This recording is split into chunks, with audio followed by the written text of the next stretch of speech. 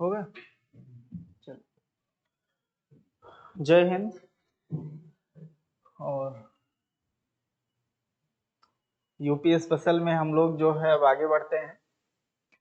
कल कितनी चीजें क्या क्या पढ़ा था उसी के आगे हम आप कंटिन्यू होंगे। देखिए, कल हम आप पढ़े थे, खासकर पंच प्रयाग की बात किया था। आ जाइए, पंच प्रयाग और गंगा नदी। इसमें कुछ चीजें हम आप पढ़ चुके थे कि गंगा नदी जो है वो कहाँ से निकलती है और कहाँ से होते हुए वो आगे बढ़ती है। सबसे पहले हम आप देख लेते हैं, मैप के थ्रू हम आपको समझा देते हैं, फिर एक एक रिवर हम लोग पढ़ेंगे। ये सबसे अच्छा है, इसमें बहुत सारी चीजें हमें आपको समझ में भी आएगी। ठीक है, आप अगर ध्यान दें तो हमने कल आपको समझाया था कि ये है अलकनंदा। याद है, कल ही हम लोग पढ़े थे अलकनंदा। और ये अलकनंदा कहाँ से इसका ओरिजिन हुआ था? सतोपंथ ग्लेशियर। कल हम लोग चर्चा किए थे कि ये अलकनंदा है और ये कहाँ से निकली है? सतोपंथ ग्लेशियर से। पंच प्रयाग थे, क्योंकि इसमें हम लोग ऑलरेडी पहले से पंच प्रयाग पढ़ चुके हैं। और ये है आपकी भागीरथी। ये भी आपको याद होगा कि ये है भागीरथी। भागीरथी और अलकनंदा जहां मिलते थे, समझिएगा, इसे हमने आपसे कहा था कि इसी का नाम होगा देवप्रयाग। कल हम आप पढ़े थे कि जहां से ये दोनों आगे बढ़ेंगे उसी का नाम देवप्रयाग होगा। अब देवप्रयाग के बाद ये नदी आगे बढ़ेगी ऐसे। ऋषिकेश जो कि उत्तराखंड में पड़ेगा, ऋषिकेश से हम आप आगे बढ़ेंगे तो हरिद्वार पड़ेगा। याद है, कल हम लोग पढ़े थे कि हरिद्वार वह जगह है जहां से ये मैदानी क्षेत्रों में एंट्री करती है। इंपॉर्टेंट भी था ये, हम लोग पढ़ चुके थे। हरिद्वार के बाद हम आप आगे बढ़ेंगे, और जब आगे बढ़ेंगे तो यूपी का, उत्तर प्रदेश का जिला आएगा बिजनौर। याद रखना है, डिस्ट्रिक्ट होगा जिसे हम आप बिजनौर कहेंगे। तो ये कुछ पॉइंट्स हम आपको यहां पर बताते चलते हैं। बिजनौर, आपसे पेपर में क्वेश्चन भी पूछा गया है कि जो बिजनौर जनपद है, बिजनौर जो जिला है, इसी बिजनौर से ये गंगा नदी एंट्री करती है उत्तर प्रदेश में। गंगा कहां एंट्री करती है? यूपी में। ध्यान में रखना है, बिजनौर से ये गंगा एंट्री करती है आपके यूपी में। और हम आप पढ़ चुके हैं कि यूपी में इसकी लंबाई है अप्रॉक्स 1150 किलोमीटर, 1150 किलोमीटर। कल ही हम लोग देख चुके थे। ठीक है, अब आगे हम लोग देखते हैं। इसी में आप जब पॉइंट देखेंगे तो ये आपकी बिजनौर के आसपास ये एंट्री करेगी यूपी में, और फिर ये आगे बढ़ती हुई जाएगी। अब ये जो लाइन आप देख रहे हैं, यही आपकी गंगा रिवर है। ध्यान देना है, ये आपकी गंगा रिवर है। पहले हम लोग एकदम क्लियरली पढ़ लेते हैं, ये गंगा रिवर होगी। यहां पर जब आप देखेंगे, अब समझने वाली बात ये है कि ये जो आप देख रहे हैं ये है रामगंगा। ये जो नदी आप देख रहे हैं इसका नाम है रामगंगा नदी। ठीक, हिमालय पर ही, आपको पता है हम लोग बात किए थे कि हिमालय रेंज, जो हिमालय रेंज है, हिमालय रेंज पर आपका, हमने आपको गढ़वाल बताया था। ध्यान दीजिएगा, गढ़वाल का नाम लिया था। गढ़वाल में ही एक जो है पीक है हिमालय में, जिसका नाम है दूध टोली। अभी आगे हम आपको रिटर्न हम लोग देखेंगे दूध टोली। तो ये जो आप देखेंगे यहां पर, ये यहां से एक रिवर देखिए निकल रही है जिसका नाम है रामगंगा। ठीक, इसका नाम क्या है? रामगंगा है। और रामगंगा जहां से निकल रही है, इसी रामगंगा के निकलने का जो जगह है, इसको कहा जाता है दूध टोली, नाम दिया जाता है दूध टोली।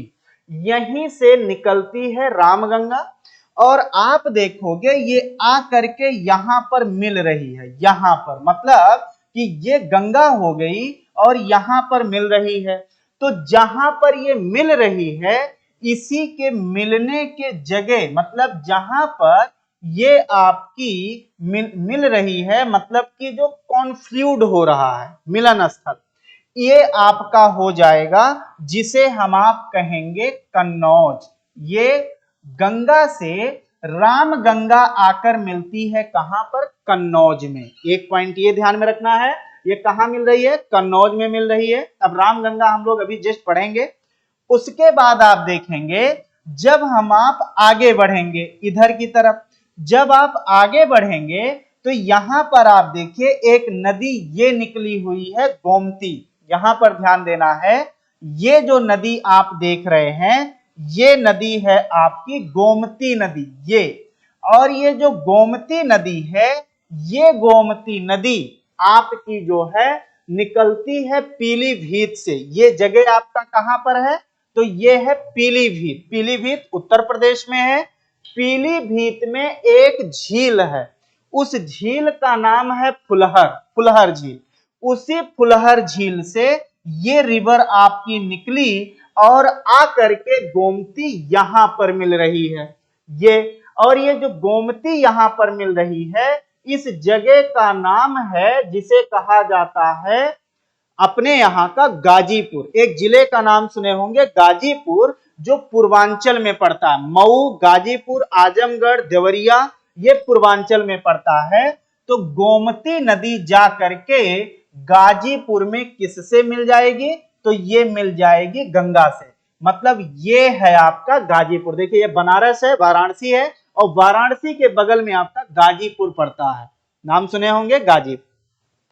गोमती की एक सहायक नदी है, याद है हमने कल बोला भी था, सई नदी का नाम लिया था। ये इसकी एक ट्रिब्यूटरी है जो कि मैदानी रिवर है, याद रखना है, मैदान से निकलती है। ये सई नदी है, ये गोमती में मिलती है और फिर गोमती जा करके, तो इस स्थान का नाम हमने आपको बताया है क्या?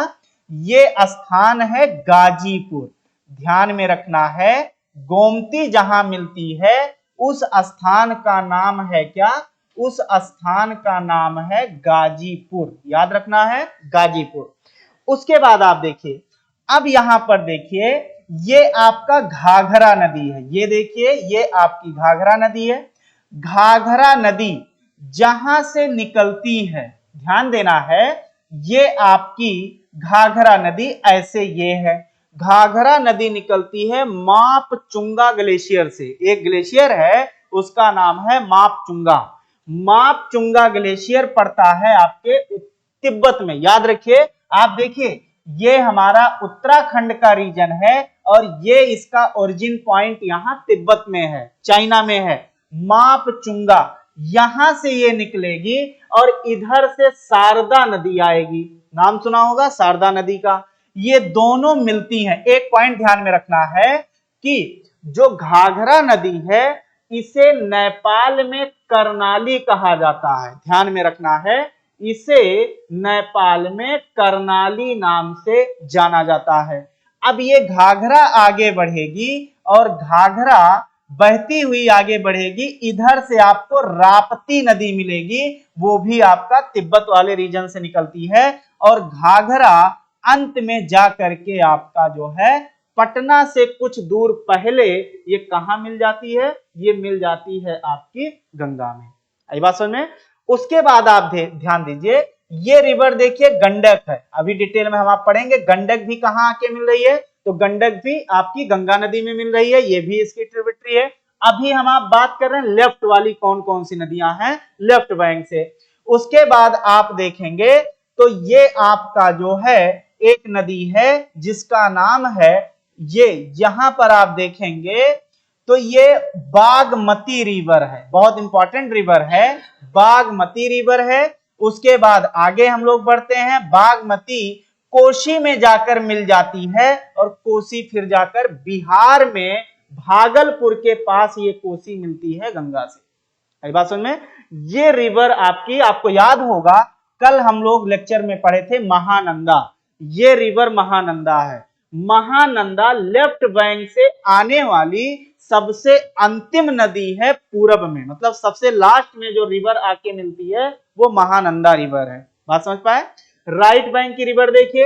अब आप जब राइट बैंक की देखेंगे तो सबसे इंपॉर्टेंट रिवर, सबसे बड़ी नदी, राइट बैंक से आने वाली सबसे बड़ी नदी जो है ये यमुना नदी है। ध्यान दीजिए, ये आपकी कौन सी नदी होगी, कौन सी रिवर है? तो ये रिवर है आपकी यमुना। ये दिल्ली से होते हुए, मथुरा आगरा से होते हुए ये यमुना है, और ये प्रयागराज में आके किससे मिल गई? तो ये मिल गई आपकी, यहां पे आगे बढ़ेंगे ये गंगा से मिल जाएगी ये। तो ये राइट बैंक से निकलने वाली सबसे बड़ी नदी है यमुना। ये बात समझ में? यमुना कहां जाके गंगा से मिलती है? तो यमुना प्रयागराज में जाकर के गंगा से मिल जाती है। ये बात समझ में? अभी हम आप डिटेल में पढ़ेंगे कि जो गंगा यमुना है, आपने इंडियन ज्योग्राफी में पढ़ा होगा जब हम आप हिमालय का पीक पढ़ते हैं, ठीक? और पीक में आपने उत्तराखंड में चाहे ट्रांस हिमालय हो, चाहे आपका तीन जो है मेन हिमालय हो, ग्रेट, मिडिल और शिवालिक, वहां पर 3 पीक पॉइंट का नाम सुना होगा। अगर ना भी पढ़ा होगा तो सुना होगा। आपने नंदा देवी का नाम सुना होगा। नंदा देवी एक देवस्थान भी है, खासकर हिंदुइज्म में, ठीक? आपने एक सुना होगा कामेत, कामेत हिल्स या कामेत पीक का नाम सुना होगा, और नो डाउट एक सुना होगा बंदर पूंछ। समझिएगा, बंदर पूंछ।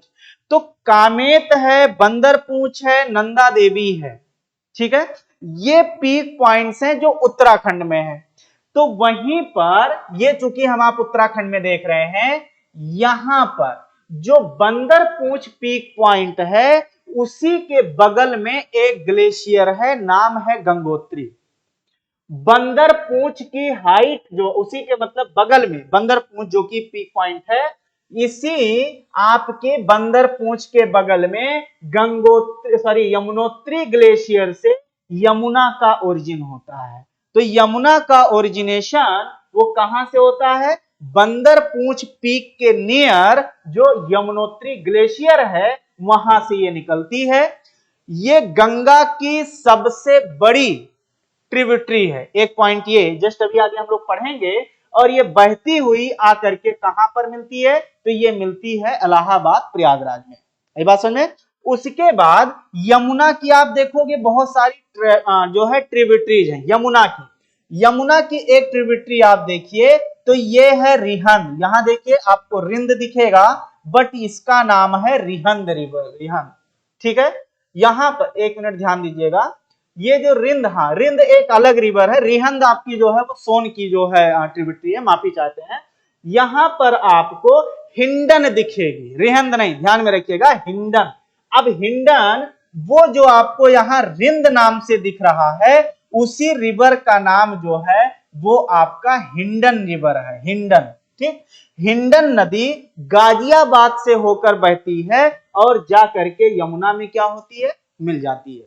याद रखिए, एक बार पीसीएस में क्वेश्चन पूछा कि ऐसी कौन सी नदी है जो बायोलॉजिकल या बायो डेजर्ट हो चुकी है, मतलब जैविक मरुस्थल हो चुकी। जैविक मरुस्थल मतलब वो नदी, जैसे एक डेजर्ट तो डेजर्ट होता है, डेजर्ट मतलब हुआ जहां पर जो है इरिगेशन, जो है आपका वर्षा बहुत कम होती है, ठीक है? जहां पर टेम्परेचर बहुत ज्यादा हाई टेम्परेचर रहता हो, बरसात जो है रेनफॉल 25 सेंटीमीटर बिलो होना चाहिए, 25 सेंटीमीटर से भी कम हो, टेम्परेचर बहुत ज्यादा होना चाहिए, एयर में ह्यूमिडिटी या मॉइस्चर नहीं होना चाहिए। ये पूरी कंडीशन जब होती है तो उसे हम आप डेजर्ट कहते हैं। ये आपका हॉट डेजर्ट होता है।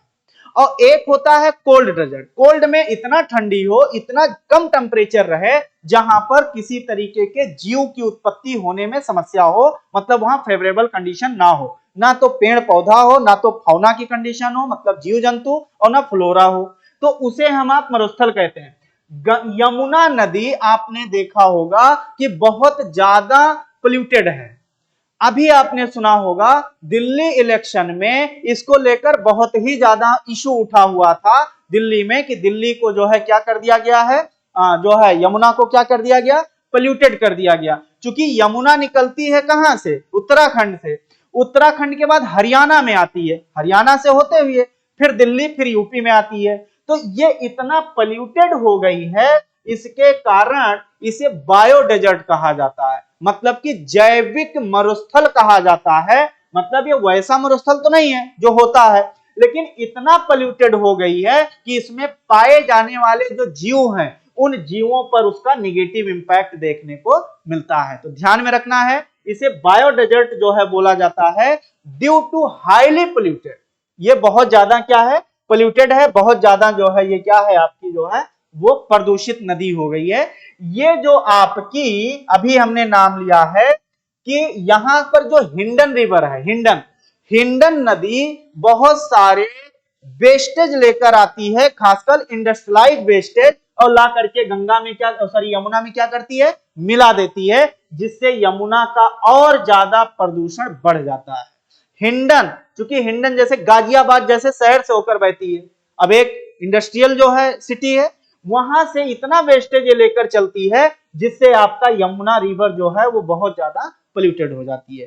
तो यमुना की एक हमने आपको बताया कि ये आपका जो है हिंडन रिवर जो है इसकी क्या होगी, एक ट्रिब्यूटरीज होगी। इसी में हम आपको टोन्स बताएंगे। एक रिवर है जिसका नाम है टोन्स, टोन्स भी इसकी एक ट्रिब्यूटरी होगी। ये आपकी टोन्स हो जाएगी, जो कि इसकी क्या होगी, एक आपकी ट्रिब्यूटरी होगी, सहायक नदी होगी। अब ये सब जो रिवर्स हमने नाम लिया, ये राइट बैंक ना होकर लेफ्ट बैंक है, क्योंकि अगर आपको यहां पे दिखेगी हिंडन तो इस डायरेक्शन में है, उधर की तरफ से आ रही है, और अगर हमने टोन्स नाम लिया तो वो भी उस डायरेक्शन से आ रही है, मतलब राइट ना होकर के लेफ्ट बैंक होगी। इस डायरेक्शन से आप देखिए, आपको चंबल रिवर दिख रही होगी, ये चंबल नदी का जो उद्गम स्थल है, ओरिजिन है, ये होता है विंध्यन रेंज से। विंध्य पर्वत हम लोग पढ़ते हैं, विंध्यन रेंज पर खासकर एमपी का एक जिला है, धार का नाम सुना होगा, धार जिला है जो गुजरात से लगा हुआ है। धार जिले से निकलती है चंबल नदी, और जनापाव हिल है, उसी जनापाव हिल से निकलकर चंबल जा करके आपकी ज्वाइन करती है यमुना को, और ये मिलती है इटावा के पास में, इटावा डिस्ट्रिक्ट है, इटावा के पास जाकर के ये यहां पर मिल जाती है।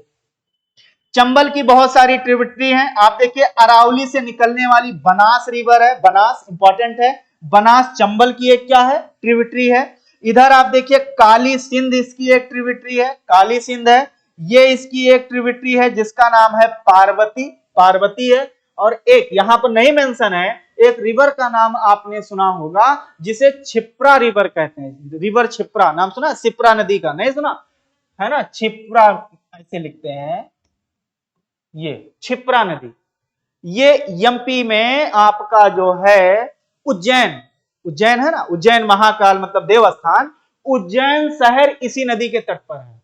और छिप्रा नदी जो है वो आपकी इसी चंबल की एक ट्रिब्यूटरी है, जैसे ये आपकी है, ये बात समझ पाया।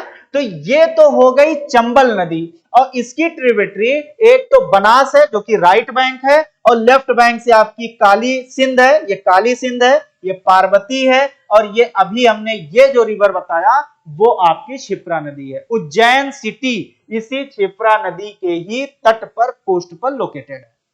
अब आप देखिए उसके बाद जो है आपकी सिंध जो है ये यमुना की एक ट्रिब्यूटरी है, यमुना की अगर हम लोग देखें तो सिंध यमुना की ट्रिब्यूटरी है, और हम लोग जानते हैं कि जो बुंदेलखंड वाला रीजन है वो इस रीजन में ये नदियां बहती हैं। ठीक, दूसरा इन नदियों में पानी की उपलब्धता कम रहती है, क्योंकि ये नदी किसी बड़े ग्लेशियर से नहीं निकलती है, इनमें जो पानी की उपलब्धता है वो बहुत ज्यादा नहीं होती है, मतलब गर्मी में ये सूख जाती हैं। ये उत्तर भारत की नदियों की तरह इनमें किसी तरीके की पानी की उपलब्धता नहीं होती। एक पॉइंट और बताएंगे कि जो चंबल नदी है ये इरोजन करने में बहुत ही फेमस है। अब फेमस का मतलब ये समझिए, एक नेगेटिव तरीके का फेमस होना होता है, एक पॉजिटिव तरीके से। ये नेगेटिव तरीके से फेमस है। कैसे? ये जो इरोजन करती है ये इरोजन हॉरिजॉन्टल करती है, ऐसे एक होता है ऐसे ऐसे काटो अगल बगल, और ये ऐसे काट के चलती है, जिससे ये पूरा रीजन जो चंबल वाला रीजन है इस पूरे रीजन में हॉरिजेंटल इरोजन होने के कारण यहां पर मिट्टी जो फर्टाइल सॉइल थी वो पूरी फर्टाइल सॉइल जो है वो बह गई कट करके, जिसके कारण आज की डेट में ये नॉन फर्टाइल में कन्वर्ट हो गई, जिससे यहां पर फसलों का उत्पादन, क्रॉस प्रोडक्शन नहीं हो पाता। इसीलिए आपने सुना होगा चंबल के डाकू, इतना तो सुना ही होगा, है ना। अब सवाल यह है कि चंबल के ही क्यों डाकू और कहीं के डाकू क्यों नहीं? हाँ, तो डाकू कोई कब बनेगा? अपराध हमेशा व्यक्ति करता है अभाव की स्थिति में। मैक्सिमम जो ऐसे जो है आपके अपराध या क्राइम होते हैं वो अभाव में होते हैं। तो चंबल वाले रीजन में कुछ होता नहीं था, कुछ प्रोडक्शन नहीं होता था, तो लोग पहले खाने पर जो है, खाने के लिए नहीं होता था, जिसके कारण मजबूरी में वहां पर क्या करते थे? डकैती शुरू कर देते थे, मतलब चोट्टई शुरू कर देते थे। और उसी का रिजल्ट है कि चंबल के डाकू पैदा हुए। ये पूरा रीजन बीहड़ है। बीहड़ का मतलब हुआ बैड लैंड। बैड लैंड मतलब कि जो एकदम खराब भूमि है, जहां पर किसी तरीके के क्रॉप्स की प्रोडक्शन नहीं हो पाती है। ये इंपॉर्टेंट है। उसके बाद आप देखिए, ये बेतवा है। बेतवा, बेतवा नदी जो है, इसी बेतवा नदी ये यहां से जा रही है, जो कि भोपाल के पास से ये निकलती है। बेतवा नदी ये जा करके आपकी बांदा के पास ज्वाइन करेगी यमुना को, ध्यान दीजिएगा। दूसरी बात, बेतवा नदी पर ही आपका एमपी और यूपी का ज्वाइंट जो है डैम बनाया है, जिसे कहते हैं माता टीला डैम। सुना होगा माता टीला डैम। ये इसी बेतवा रिवर पर है जो झांसी में पड़ता है। मतलब यूपी का जो हिस्सा, जो पार्ट झांसी में होता है, वहां पर जो है ये क्षेत्र हमें देखने को मिलता है। तो ये बेतवा रिवर है। बेतवा की एक ट्रिब्यूटरी है, नाम है जमनी। ये देखिए, आप देखेंगे इसका नाम है जमनी। ध्यान दीजिएगा, जमनी और जमुनिया दो हैं। आगे हम आप पढ़ेंगे, जब हम आपको पढ़ाएंगे सोन, दामोदर, तो दामोदर की जो है वहां पर हमें जमुनिया जैसा नाम मिलेगा। ये जमनी है। ये बहुत इंपॉर्टेंट रिवर, इसकी ट्रिब्यूटरी है बेतवा की, नाम है धासन। ये इसकी ट्रिब्यूटरी है, नाम है धासन। और ये देखिए एक इसकी ट्रिब्यूटरी है, नाम है बिरमा। ये है आपका बिरमा। उसके बाद आती है केन नदी। ध्यान दीजिए, केन नदी आती है, जो कि आपका यमुना में जाकर मिलेगी। उसके बाद आती है इधर से एक रिवर, ये है टोंस। आप यहां देखिए, ये रिवर आपकी जो है वो टोंस देखने को मिल रही है। इसी यमुना की एक ट्रिब्यूटरी, फिलहाल यहां से आप देखिए, ये आप जो देख रहे हैं, ये ओरिजिन पॉइंट इस नदी का है, जिसका नाम है सोन। सोन रिवर, याद रखिए, दो रिवर मेनली देखें तो दो रिवर ऐसी हैं जो एक ही जगह से निकलती हैं। एक नाम सुना होगा अमरकंटक का, अमरकंटक का नाम सुना होगा। अमरकंटक पड़ता है एमपी में, ठीक। अमरकंटक पड़ता है जो सतपुड़ा रेंज है, सतपुड़ा पर्वत, पहाड़, मतलब रेंज। सतपुड़ा रेंज जो है, उस सतपुड़ा रेंज में तीन जो है पार्ट है। एक को तो मेनली सतपुड़ा कहा जाता है, ये आपका मेनली सतपुड़ा होता है। दूसरे रेंज को कहा जाता है महादेव पहाड़ी, मतलब कि इसे कहा जाता है महादेव हिल्स, ये कहा जाता है। और एक होता है ये, जिसका नाम है महादेव के बाद नाम है मैकाल। ज्योग्राफी में हम आप जो है डिटेल में पढ़ते हैं, खासकर जब हम आप इंडियन ज्योग्राफी की बात करते हैं, मैकाल।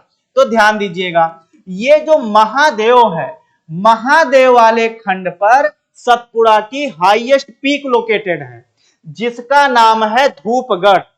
सतपुड़ा रेंज की हाईएस्ट पीक का नाम है धूपगढ़। ध्यान में रखना है, धूपगढ़ जो है ये सतपुड़ा की हाईएस्ट पीक है, जो महादेव हिल्स पर लोकेटेड है, जिसकी हाइट है 1350 मीटर, 1350 मीटर इसकी ऊंचाई है। किलोमीटर ना लिखिएगा, नहीं तो अर्थ का अनर्थ हो जाएगा, ठीक है। 1350 किलोमीटर इसकी ऊंचाई है। जो तीसरा रेंज है, जिसे मैकाल कहते हैं, इस मैकाल की हाईएस्ट पीक का नाम है अमरकंटक। तो जब हम लोग बात करेंगे अमरकंटक की, तो अमरकंटक जो है मैकाल पर लोकेटेड है, और मैकाल की हाईएस्ट पीक का नाम अमरकंटक है, जिसकी हाइट है 1050 metre. Second highest peak of Satpura है। सतपुड़ा की दूसरी सबसे ऊंचाई वाली चोटी का नाम क्या है? अमरकंटक, एमपी में पड़ता है। आपने नाम सुना होगा भेड़ा घाट का, नहीं सुना? चलिए कोई नहीं, मैं सुना देता हूं।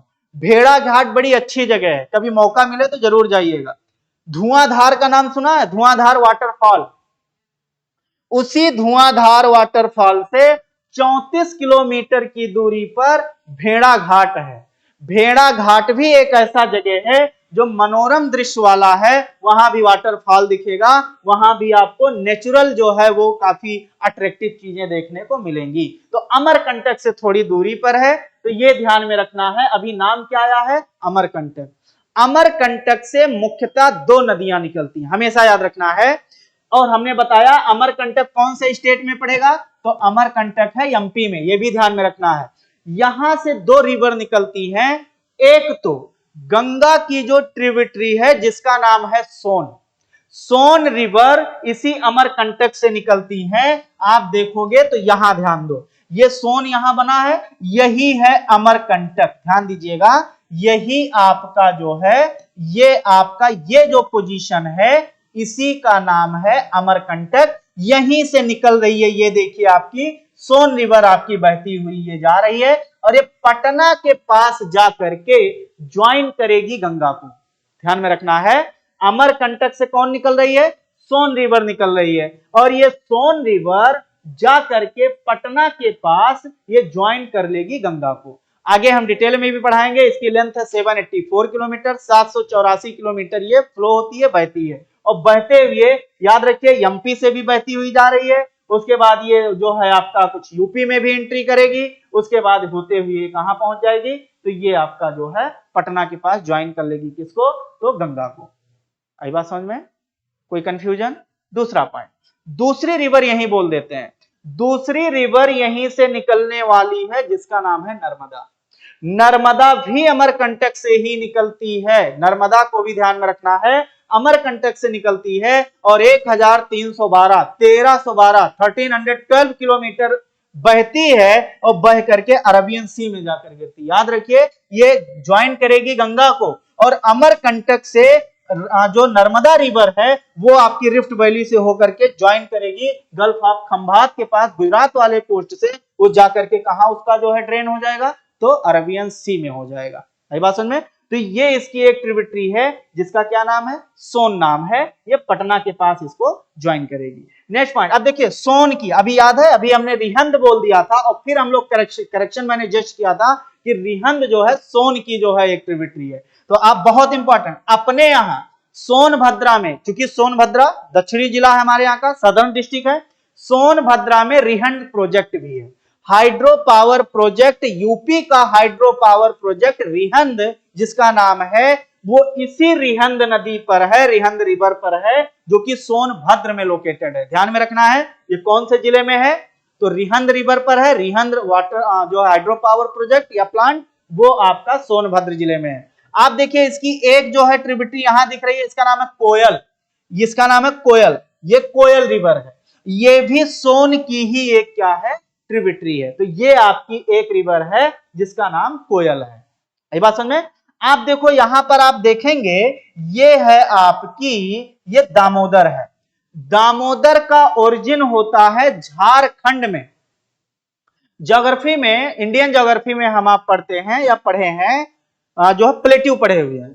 प्लेट्यू में आपने पढ़ा होगा छोटा नागपुर का प्लेट्यू, छोटा नागपुर का जो प्लेट्यू है वो, या आपने रांची का प्लेट्यू नाम सुना होगा। तो रांची प्लेट्यू या छोटा नागपुर प्लेट्यू से निकलती है दामोदर रिवर। ये ध्यान दीजिए ये दामोदर रिवर है। और कल के लेक्चर में हमने एक चीज पढ़ाई थी कि यही गंगा रिवर, ये देखिए आपके सामने भी दिख रहा, यही गंगा रिवर फरक्का बैराज के पास, ये दो ब्रांच में जो उसमें डिवाइड हो गए। एक पॉइंट और समझ लीजिएगा, जब कोई रिवर, कोई नदी, एक छोटी नदी वो किसी बड़ी नदी में आकर मिलती है तो छोटी रिवर को ट्रिब्यूटरी बोलते हैं, बोला जाता है। जैसे गंगा की ये सारी ट्रिब्यूटरीज हैं, लेकिन अगर कोई मेजर रिवर या मेन रिवर, प्रिंसिपल रिवर, अगर वो दो धाराओं में बंट जाए, हो सकता है गंगा इसका सबसे अच्छा एग्जाम्पल है, तो उसे डिस्ट्रीब्यूटरी कहा जाता है। ध्यान दीजिएगा, एक बड़ी नदी हो, उसमें से एक छोटी धारा, एक छोटी करंट, है ना, वो धीरे से किधर निकल जाए, तो जो छोटी वाली निकल के कहीं जाएगी उसे डिस्ट्रीब्यूटरी ऑफ मेन रिवर बोला जाएगा। तो यहां ध्यान दीजिएगा, आकर मिलोगे तो ट्रिब्यूटरी, और अगर बिछड़ जाओगे, अलग हो जाओगे तो डिस्ट्रीब्यूटरी। डिस्ट्रीब्यूटरी मतलब होता है ये वितरिका, वितरण, बांट देना। तो यहां पर देखिए, हमने कल आपको बताया था कि ये फरक्का बैराज के पास आप देखो, एक रिवर इधर निकल गई और एक इधर आ गई। याद है कल हमने समझाया था कि यही बांग्लादेश में एंट्री करेगी तो हो जाएगा नाम पद्मा, हो जाएगा पद्मा। और जो पश्चिम की तरफ एक धारा निकली थी, आपको हुगली बताया था, आपके सामने ही ये पूरी हुगली आपको दिख रही है, और जाके बे ऑफ बंगाल में गिरेगी। और ये आपकी पूरी स्टोरी बता ही चुका हूं, उधर से जमुना ब्रह्मपुत्र आएगी, इसको ज्वाइन करेगी और फिर आकर के जो है बराक जैसी नदी मिलेगी, मेघना बनेगी, और फाइनली इसका ड्रेन हो जाएगा कहां पे, बे ऑफ बंगाल में। आई बात समझ में? तो ये इनकी ट्रिब्यूटरीज थी।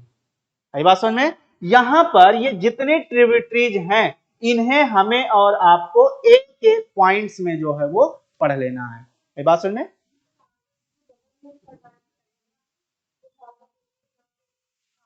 हाँ, ये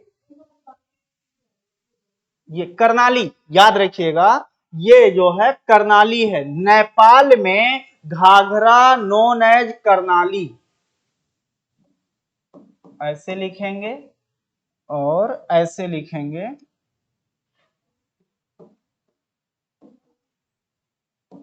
करनाली बोला जाता है। ये करनाली नाम कहां पर है, तो ये करनाली नाम है आपके नेपाल में। आई बात समझ में? चलिए, अब हम लोग नेक्स्ट जो है वो टॉपिक जो है आगे बढ़ेंगे। अब एक एक रिवर आपको पढ़ना है, ठीक है? तो ये आपका अब गंगा की बात होगी। ठीक, गंगा हम आपको बता चुके हैं, हम लोग पढ़ चुके हैं। अब एक एक रिवर में सबसे पहले आप जो है हेडिंग के थ्रू हम आप पढ़ेंगे, वो है राम गंगा रिवर। सबसे पहले हम लोग एक्सप्लेन इसको करेंगे, जिसका नाम है राम गंगा रिवर, राम गंगा। आ जाइए, सबसे पहले इसका जो है हम आप ओरिजिन देखेंगे। ओरिजिन कहां से होती है, अभी हमने आपको बताया। तो इसका ओरिजिन होता है, जिसे कहा जाता है दूध टोली, है ना। एक दूध टोली जो है यहां से निकलती है। मतलब ये दूध टोली है कहां पर, तो ये हिमालयात से निकलती है, हिमालय से निकलती है। एक पॉइंट।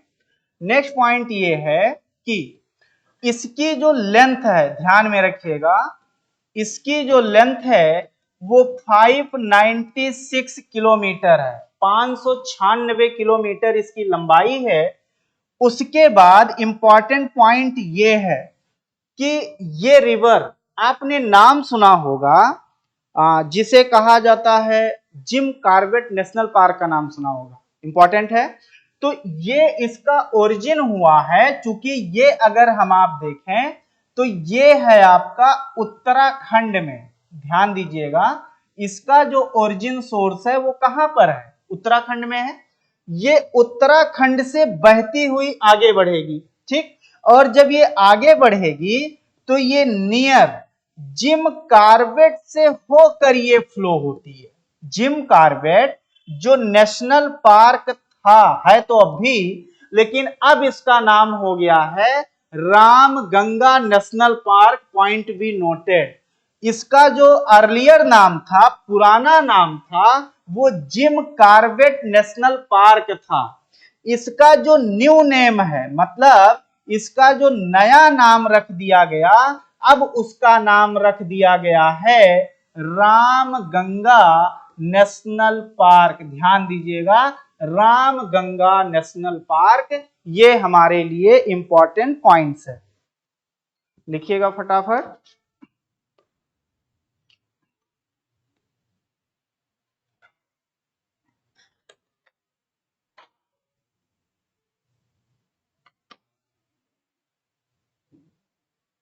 ठीक, नेक्स्ट पॉइंट समझिएगा, एक तो ये हो गया। अब यहां पर ये जो आपका नेशनल पार्क है ये है उत्तराखंड में, ये भी ध्यान में रखना है।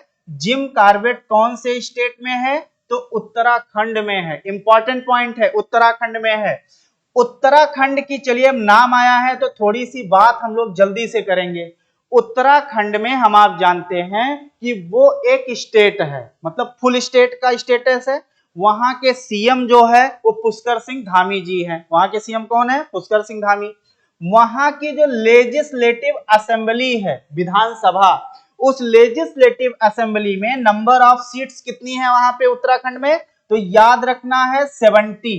जो उत्तराखंड विधानसभा है उसमें कितनी सीटें हैं? 70 सीटें हैं वहां की विधानसभा में। वहां इलेक्शन होता है, जैसे यूपी में 403 है, 403 पर इलेक्शन होता है, वैसे उत्तराखंड में जो है वो 70 सीटें हैं। उत्तराखंड राज्य कब बना था? नवंबर 9 2000 को, मतलब इसे बनाया गया था 9 नवंबर सन 2000 को। यूपी का जो पर्वतीय क्षेत्र था, पहले आपका जो लवासना था वो अपने यहां हुआ करता था, लेकिन अब वो लवासना उत्तराखंड मतलब कि मसूरी में चला गया।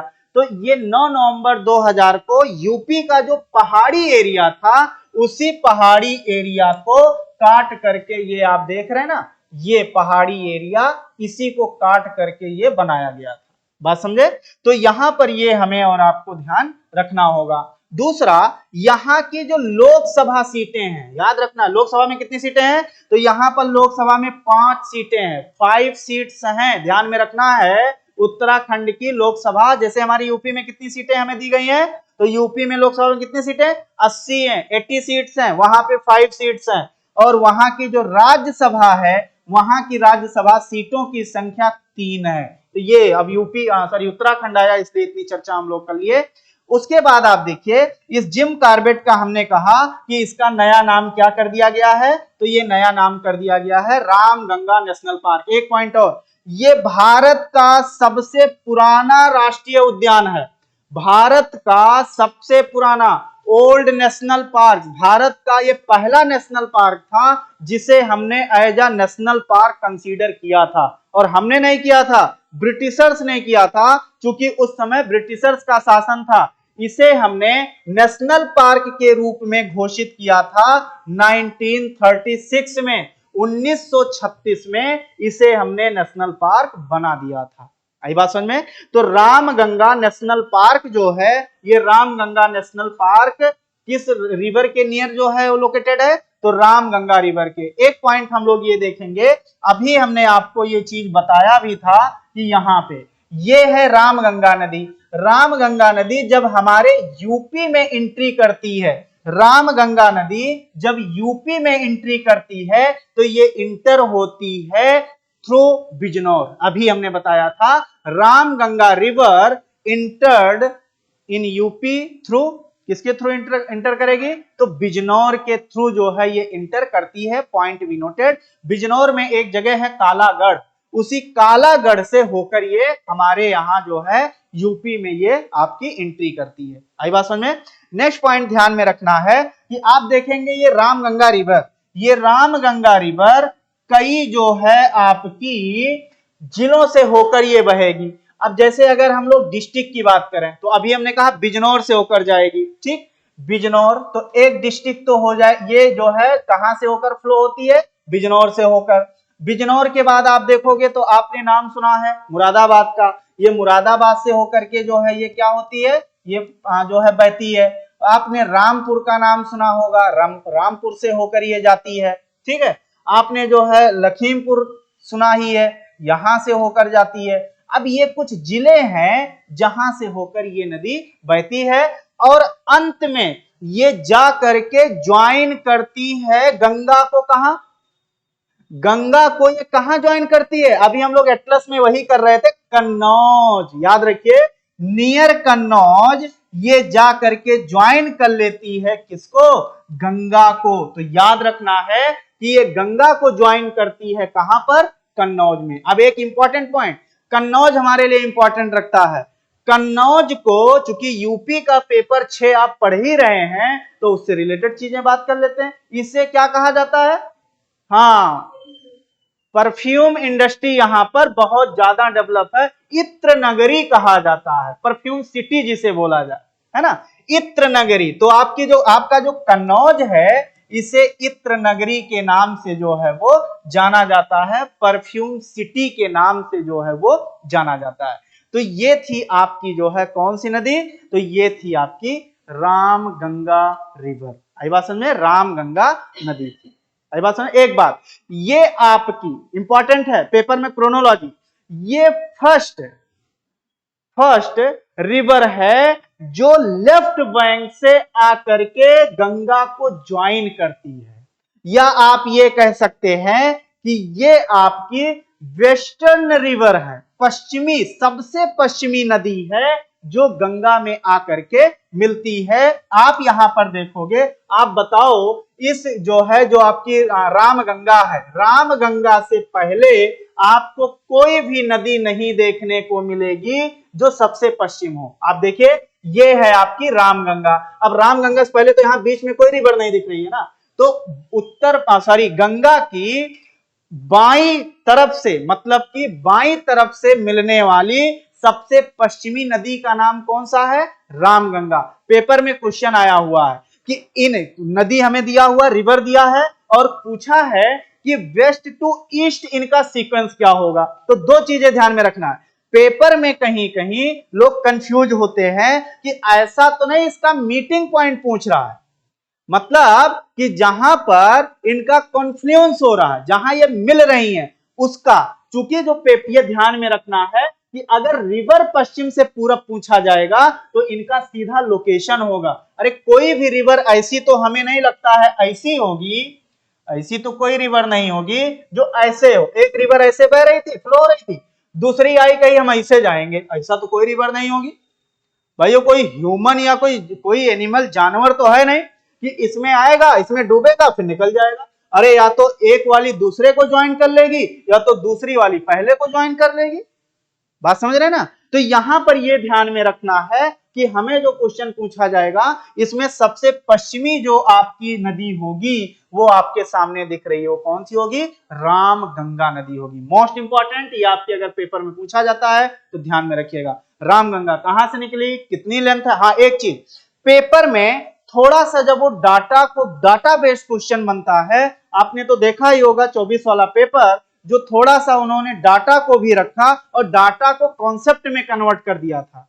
बात समझ रहे हैं। तो डाटा में पूछेगा तो हो सकता है ऐसा क्वेश्चन बनाते हैं कि इनका लेंथ के अकॉर्डिंग असेंडिंग और डिसेंडिंग ऑर्डर में लगाइए। तो कुछ रिवर की लेंथ आपको याद रखनी होगी, कुछ रिवर की, जैसे ये हो गई रामगंगा, हो गई आपकी घाघरा, हो गई आपकी यमुना, हो गई, इन रिवर्स का आपको जो है वो याद रखना होगा। चलिए नेक्स्ट रिवर हम आप पढ़ेंगे और वो रिवर होगी आपकी यमुना। याद रखिए, चूंकि हम आपको सीक्वेंस बता चुके हैं कौन बाई कौन दाई। एक चीज आप देखिए, एक क्वेश्चन ऐसा बनता है, ध्यान में रखिएगा, गंगा उत्तर प्रदेश के कितने जिलों से होकर बहती है, फ्लो होती है। नंबर ऑफ डिस्ट्रिक्ट, कितने जिलों से होकर बहती है, ध्यान में रखिएगा। नंबर ऑफ डिस्ट्रिक्ट ये 28 हैं, 28 जिलों से होकर गंगा उत्तर प्रदेश के 28 जिलों से होकर बहती है। तो ये भी आप ध्यान में रखेंगे कि ये उत्तर प्रदेश के लगभग 28 जिलों से होकर के ये क्या कहती है, बहती है। आई बात समझ में। तो गंगा से रिलेटेड क्वेश्चन आएगा तो कर ले जाएंगे, इतना चीज तो हम लोग समझ गए हैं। अब हम लोग आएंगे यमुना की बात करेंगे, लिखिएगा रिवर यमुना। चलिए नेक्स्ट देखते हैं, रिवर यमुना की बात करते हैं।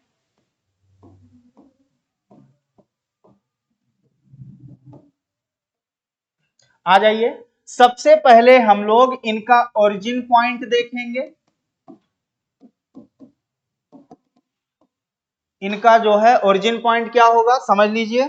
ओरिजिन पॉइंट अभी अभी हमने समझाया था, बंदर पूंछ पीक है, बंदर पूंछ जो है वो पीक है, उसी बंदर पूंछ पीक के बगल में ग्लेशियर है जिसका नाम है यमुनोत्री ग्लेशियर। कौन सा ग्लेशियर, यमुनोत्री, उत्तराखंड में है। वहीं से ये रिवर आपका ओरिजिन होता है, इसका ओरिजिनेशन होता है। तो सबसे इंपॉर्टेंट पॉइंट कि इसका ओरिजिन है गंगोत्री ग्लेशियर। आपने कुछ चीजें लिखा होगा। ग्लेशियर ये कहां पर है? तो ये है बंदर पूंछ। बंदर पूंछ से ये निकलती है।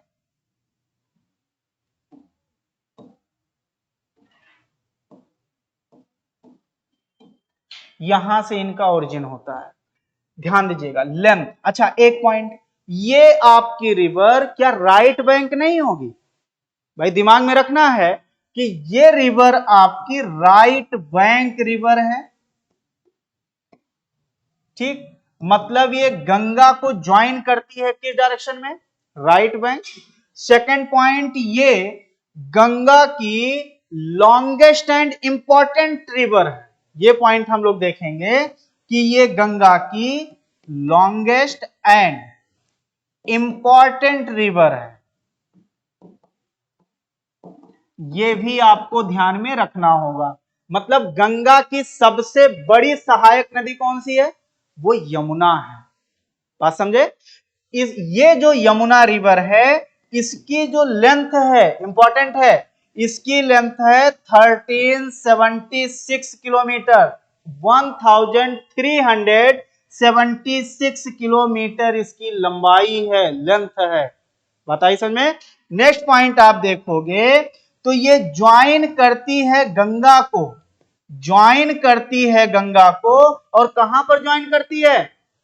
गंगा को प्रयागराज में ज्वाइन करती है। ऑलरेडी हम आप जान रहे हैं। तो ये प्रयागराज में ज्वाइन करती है गंगा को। इंपॉर्टेंट आपको हम यहां पर बता भी चुके हैं। ये सामने आपके रखा हुआ है, ये आपकी यमुना रिवर है। और ये हमने आपको इलाहाबाद दैट इज ये प्रयागराज है, और यहां पर आकर के ये रिवर मिल जाती है। आई बात समझ में? अब जरा ध्यान दीजिए, ये अगर हम लोग देखें तो ये जो आपकी रिवर है, यहां पर चलिए, हाँ, यहां पर हमने कहा कि ये प्रयागराज में आकर इनको ज्वाइन करती हैं। लेंथ कितनी हमने आपको बताई है? 1376। ये राइट बैंक जो है ये ज्वाइन करती है राइट बैंक से। ये सबसे लंबी नदी है, सबसे जो है बड़ी नदी है। ठीक, अच्छा ये आपका यमुनोत्री, यहां पर माफी चाहते हैं गंगोत्री लिख दिया गया है। ये देख रहे थे आप लोग, ध्यान दे रहे हैं कि नहीं? चलिए, ये आपका जो है यहां पर आपका यमुनोत्री, बार बार बोल रहे हैं कि क्या होना चाहिए? यमुनोत्री होना चाहिए। गंगोत्री तो जब चेक करेंगे तभी होगी, यमुनोत्री से ये निकलती है ना। और ये आपका जो है बंदरपूछ है। ठीक, अब चीजें ध्यान दीजिए। यहां पर हम लोग देखेंगे कि ये अगर हम लोग यूपी की बात करें तो यूपी के किन जिलों से होकर ये, चूंकि हम आप जानते हैं दिल्ली से होते हुए ये एंट्री करती है हमारे यूपी में, तो ये नोएडा से होकर जो है फ्लो होती है, नोएडा। ठीक, उसके बाद आप देखेंगे तो ये आपको जो है आगरा, आगरा में हम आप जानते हैं कि ये मथुरा से होकर बहेगी, मथुरा से। और मथुरा से होते हुए हम आप कहां पहुंच जाएंगे?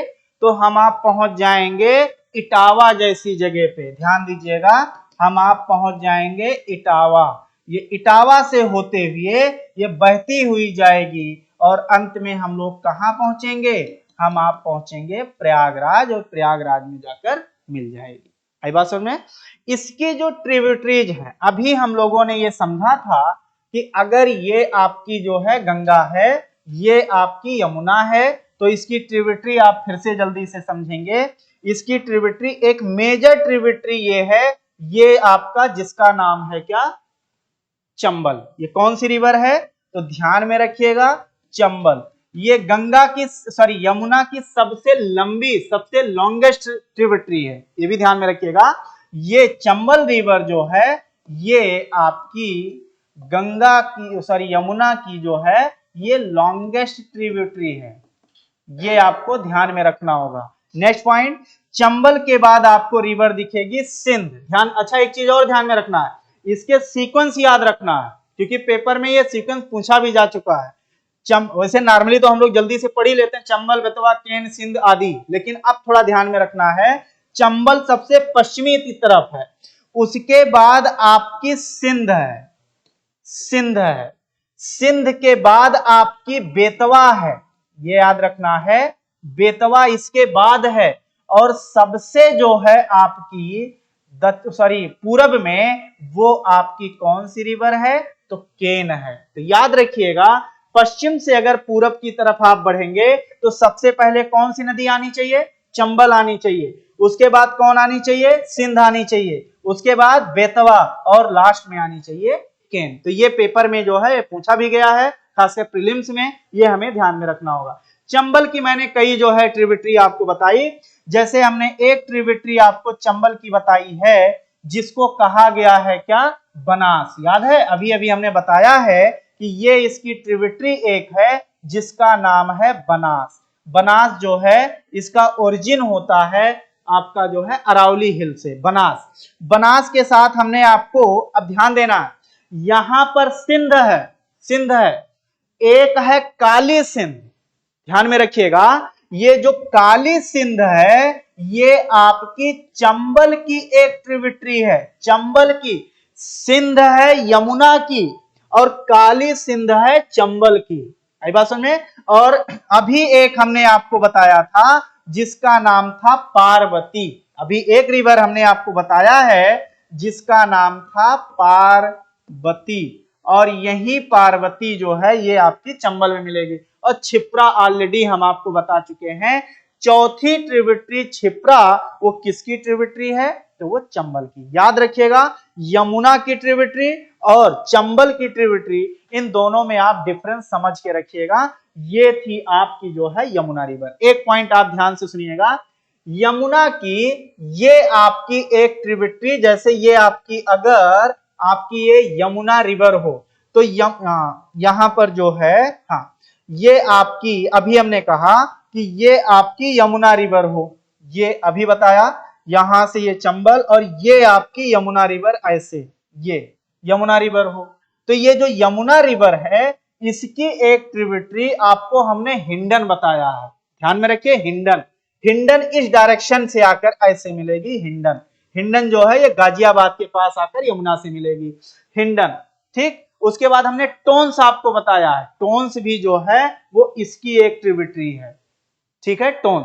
अब एक पॉइंट, ये जो आपकी जो यमुना है ये बहुत ही पोल्यूटेड, हाईली पोल्यूटेड है, पॉइंट बी नोटेड, ये बहुत ही प्रदूषित है, बहुत ही प्रदूषित है, और इसे हमने कहा है बायोलॉजिकल या बायोडेजर्ट, इसका नाम दिया गया, इसको टाइटल दिया गया है, अरे हाईली पोल्यूटेड लिख लीजिएगा, यमुना हाईली पोल्यूटेड रिवर, ठीक है। उसके बाद ये आपकी जो है एक अभी हमने आपको बताया कि इसे हम आप क्या कहते हैं, इसे बायोडेजर्ट बोला जाता है ड्यू टू हाई पोल्यूशन, ठीक है। इसमें विभिन्न प्रकार की रिवर्स आ करके जो वेस्टेज होता है वो वेस्टेज इसमें ला करके क्या करते हैं, वो ला करके इसमें कलेक्ट कर देते हैं, जिससे इसमें प्रदूषण क्या होता है, वो बढ़ जाता है। आई बात समझ में। तो इसे हमने अभी आप कहा कि